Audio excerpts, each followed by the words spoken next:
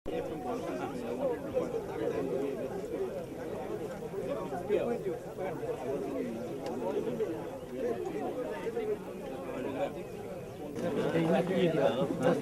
Sir ಮಾಡೋಣ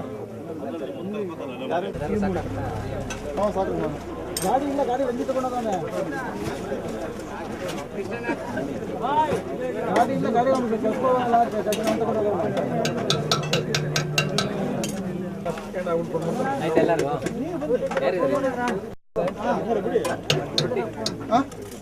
ಬರ್ತದೆ.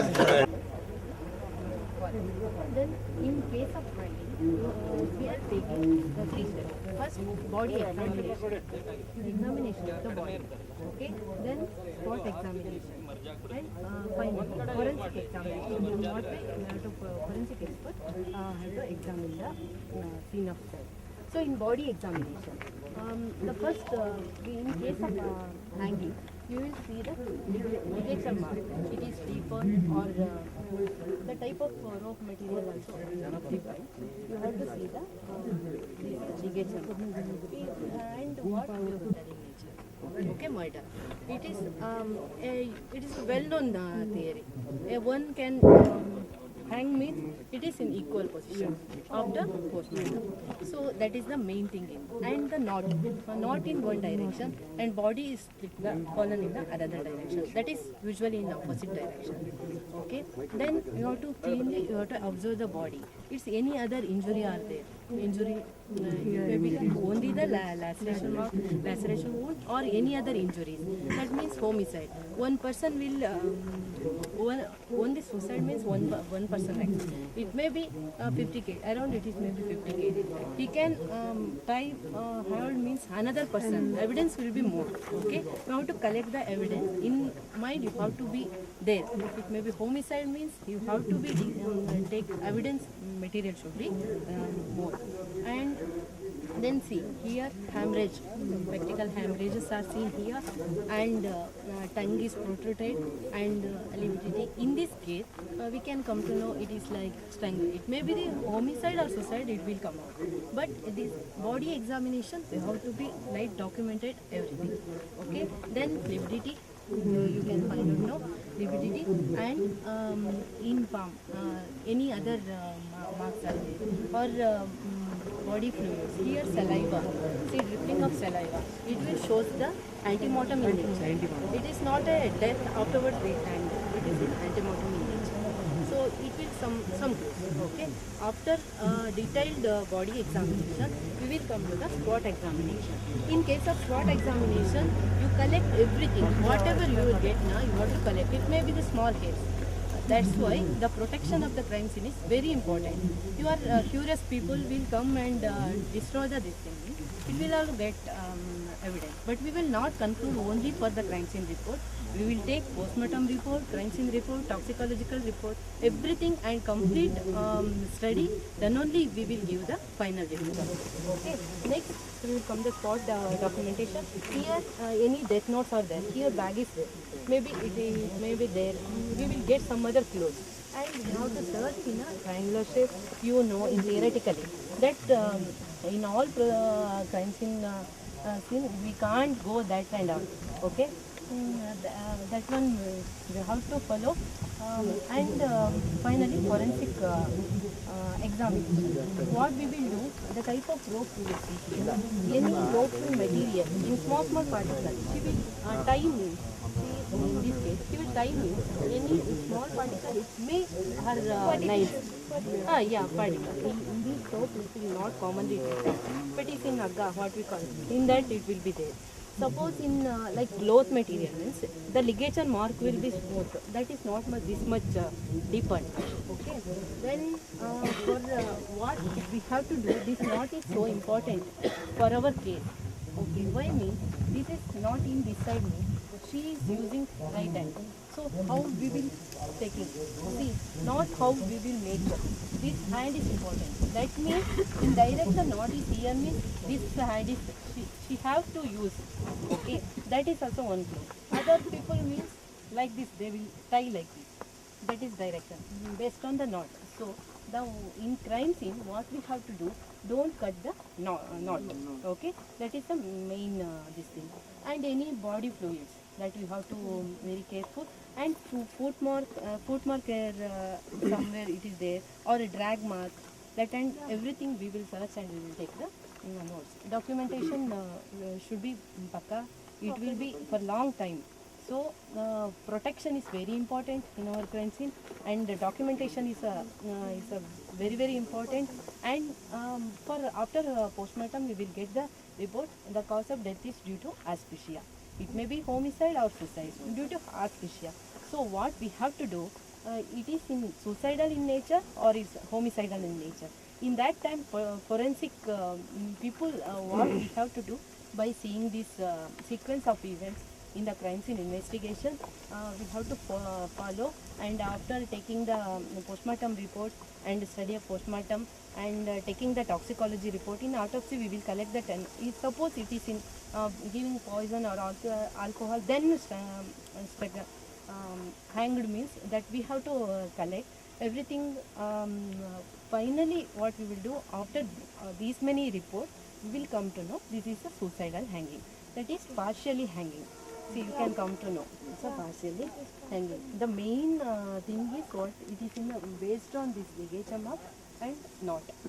We will come to know it is a suicidal in nature. Forensic from Rajarajeshwari Medical College. Okay.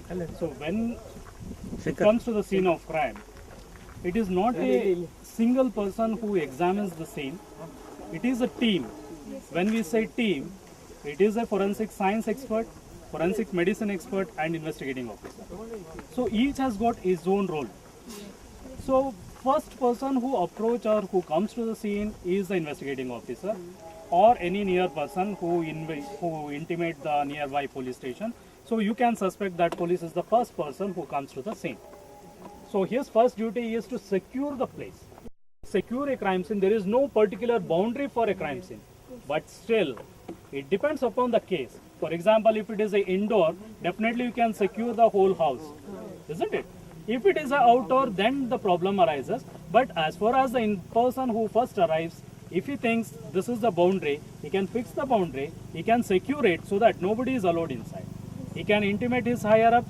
Once the higher ups is intimated, it is his duty to intimate the forensic science team, forensic medicine team, or the doctors, whoever it is. So all the three teams, when they come to the place of offense, each one has got their own role. The investigating officer has to try to elicit the facts about the person. First is the identification. That is very, very important. Until and unless the body is identified, you cannot know what were the circumstances, what has happened, everything. So once the body, so first duty of the investigating officer is to elicit the facts. What are the facts about the person, about the scene? So those facts has to be at hand before they enter the scene of crime. Is it clear? Yes. Next part comes the forensic science and the forensic medicine.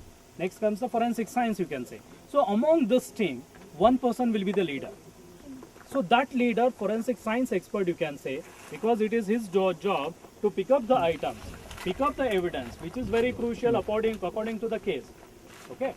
So the forensic science team leader, he first sees the scene. He says which is the entry point, which is the exit point. This is very, very important, because if all the three approaches come into the scene, one person cannot go here, one person can't go there, one person can't go that side.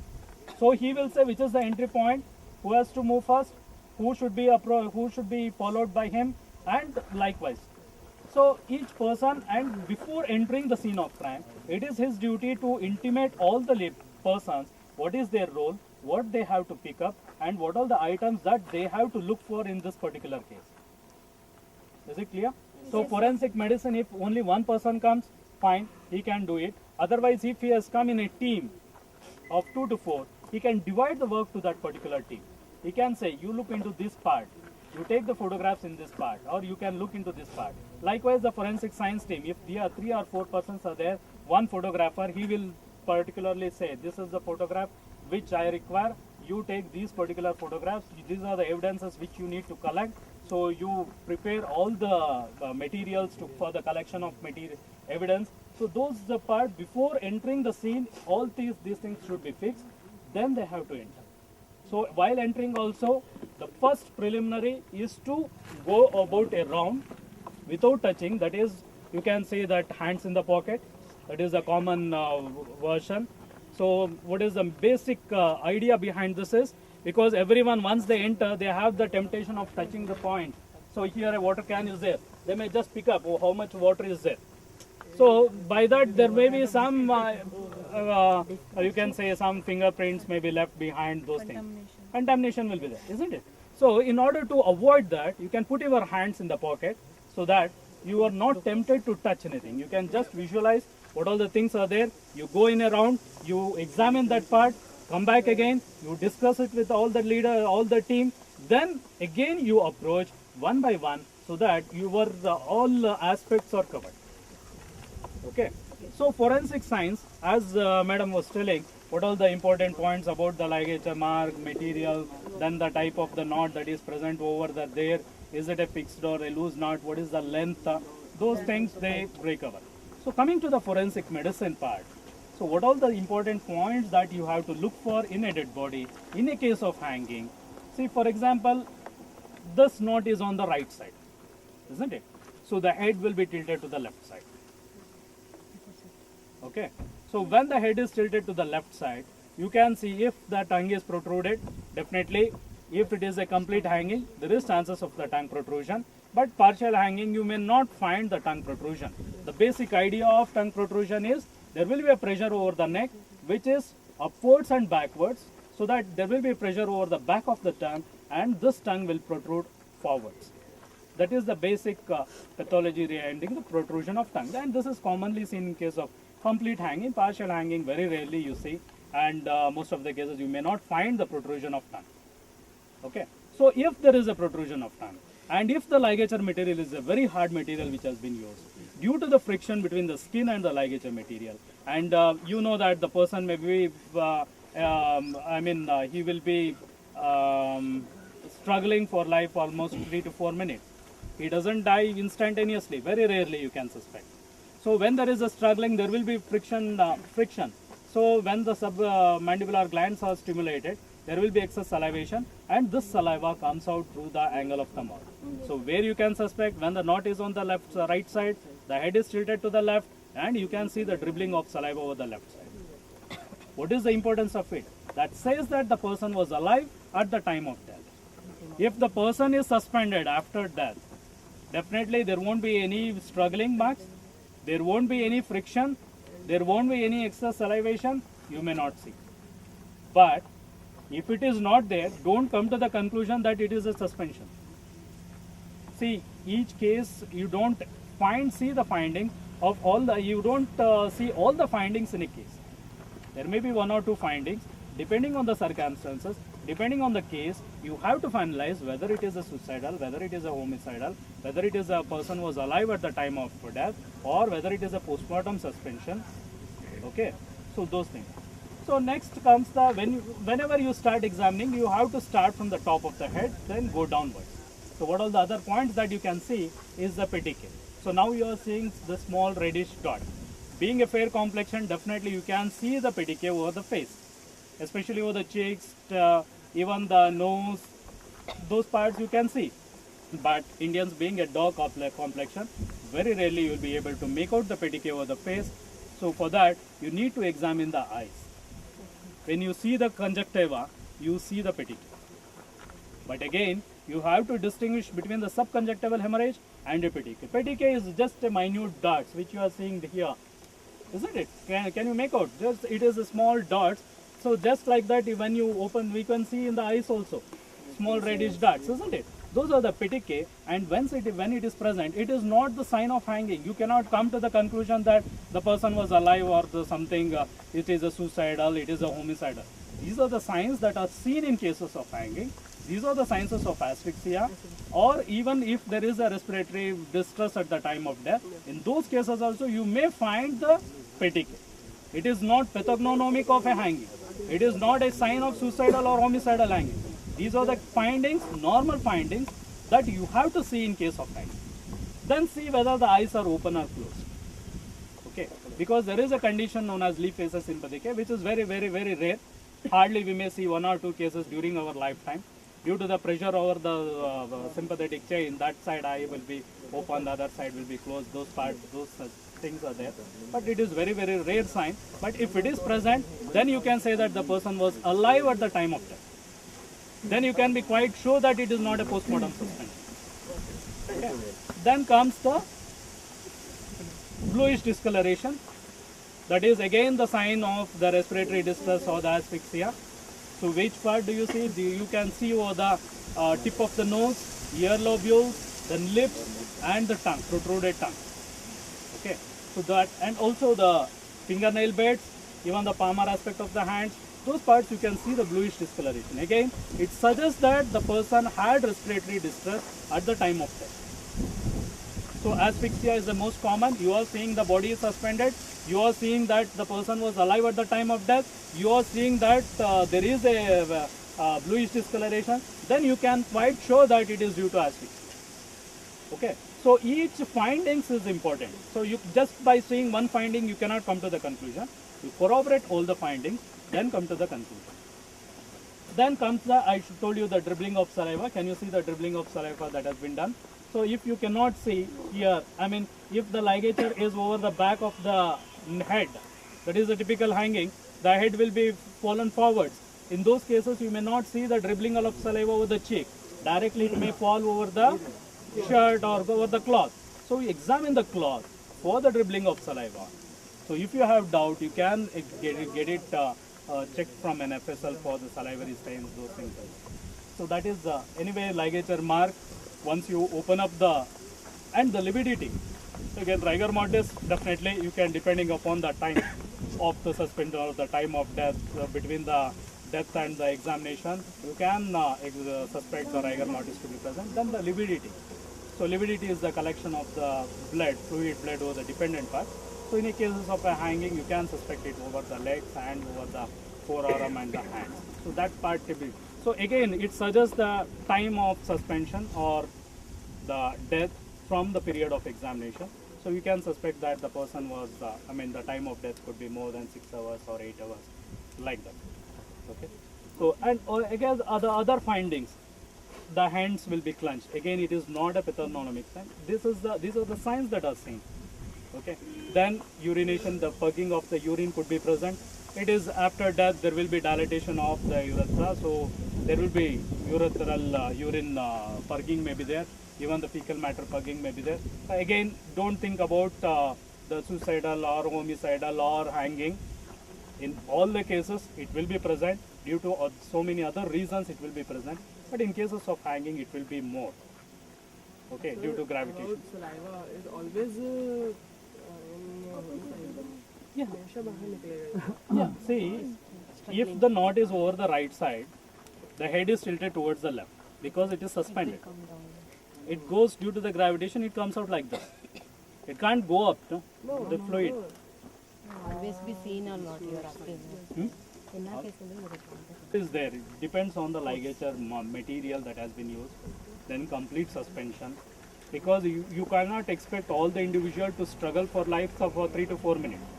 Some of them may die even early, 1 minute. Some of them may die instantaneously due to shock. Some of them may survive for 5 to 8 minutes. So whenever there is a, depending on the material, material used, you can suspect the dribbling of saliva. So these are the things. And coming to the collection of the evidence, as Madam was telling, so the forensic science expert will try to collect as much as evidence. So before touching, they have to document it, which Dr. Divakar will say about the Only Divakar will say about the documentation part, the photography, like what angles should be taken, how many photographs should be taken, what is the importance of each photograph, and how the angles and what all the technical part of the camera. So those things will be told by Divakar.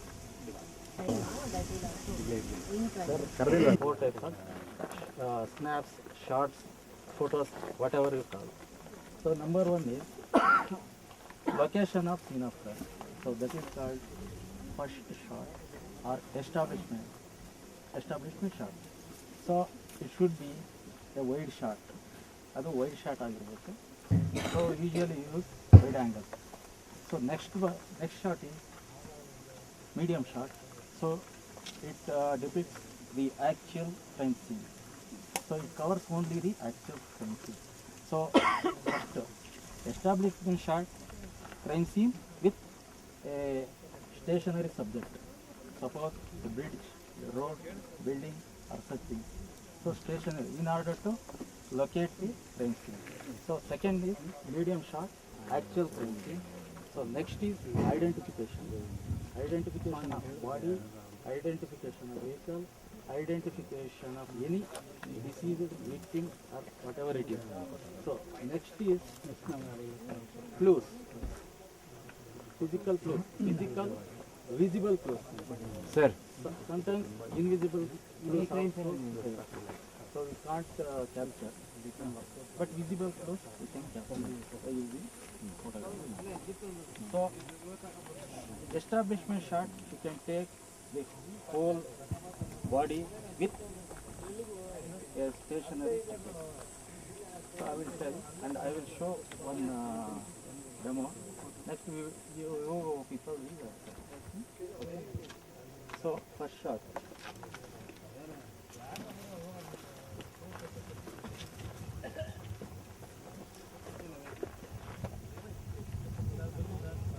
So this is long shot. So I take this body with that bridge. It is a immovable property. So it is a stationary. So I take it as a stationary subject. It is a long shot. Next, medium shot. This is medium shot. Actual crime scene. Next, identification. Suppose I take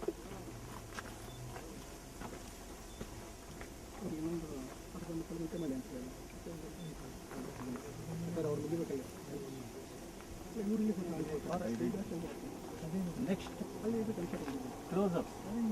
What are the close-ups? Number one, protrusion of tongue, dribbling of saliva, lividity, petechial embraces. Next, sometimes barefoot or position of these foots, whether it is the touch or hanging. So this is, should be also be established. Otherwise, it may confuse. So next, close up.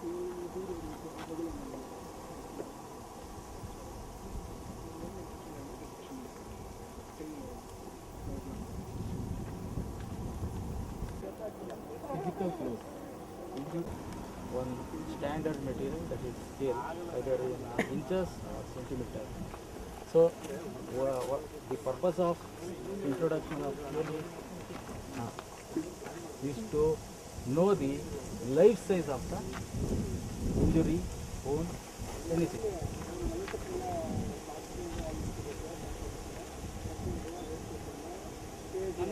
If you don't put the scale, what happens? After the either inches or centimeters. So next,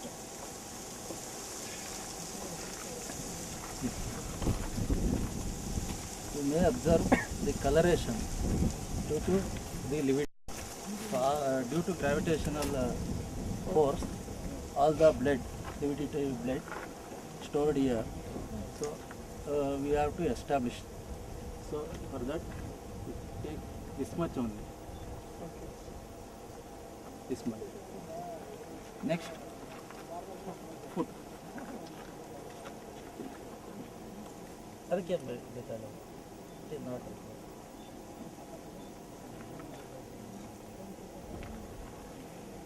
So these so many photographs we can take, but usually these are all the basic steps.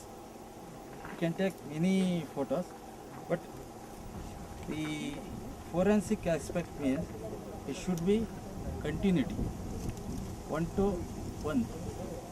one photograph to next photograph. There should be continuity, sequence. It will help to investigator for further. No button.